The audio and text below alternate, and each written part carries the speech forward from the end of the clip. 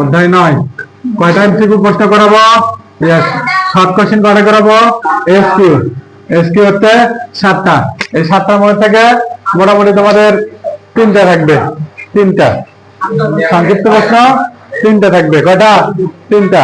এবং কোনটা বেশি ইম্পর্টেন্ট সেটা বলেছে। 12 নম্বর করাচ্ছি না, এই 12 নম্বরের আসল সম্ভাবনা 99.99%। এই 12 নম্বর। তাহলে একটু দেখো, দেওয়া আছে উদাহরণ 12। উদাহরণ কত? 12। এটা 9 পয়েন্ট কত? 9.1 এর উদাহরণ কত? 12। এই উদাহরণ 12 দেওয়া আছে হচ্ছে sec square minus plus tan square equal 5/2। sec এ প্লাস কত এ tan এর সমান হচ্ছে 5/2। এটা হলে sec এ প্লাস tan এর মান মাইনাস tan এর মান বের করতে বলছে। মাইনাস tan এর মান কি করতে বলছে? বের করো। তখন আমরা করবো কি, এটা দেওয়া আছে দিয়ে লিখে নেবো। এটা দেওয়া আছে দিয়ে আগে লিখে নেবো। নেওয়ার পর করবো কি, আমরা জানি, কারা জানে? আমরা জানি sec স্কয়ার a মাইনাস হচ্ছে tan স্কয়ার a সমান কত? 1। তাহলে a square minus b square. একবার a প্লাস হচ্ছে b, একবার হচ্ছে a মাইনাস b।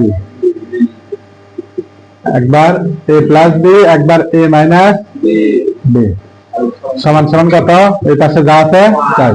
তারপরে আমরা মান বসাবো। দুইটার মধ্যে যে কোনো একটার মান উপরে দেওয়া থাকবে। প্লাসের আছে না মাইনাসের? প্লাসের দেওয়া আছে 5/2 into sec a minus b A tan সমান সমান কত?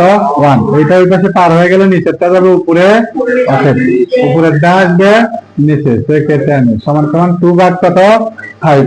এটা এমসিকিউ এর জন্য বরাদ্দ। এমসিকিউ আসলে কি করবা?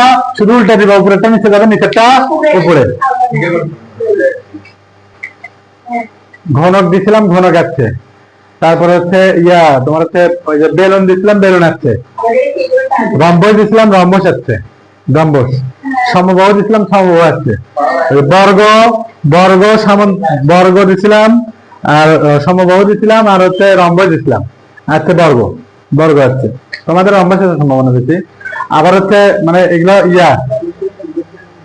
তারপরে হচ্ছে আর কি দিছিলাম? ও সংক্ষিপ্ত প্রশ্ন, ওই সেটার থেকে যেগুলো দিছিলাম সেটার ইউনিয়ন ইন্টারসেকশনে আসছে। বেশি দূরে যায়নি, গভীরে যায়নি। ঠিক আছে? তবে তোমাদের ওই যে আসার সম্ভাবনা বেশি, যে ওই যে মিডল টার্ম, যেটা মিডল টার্ম একটা আসার সম্ভাবনা বেশি। আচ্ছা, এটা ক্লিয়ার করলাম। হ্যাঁ,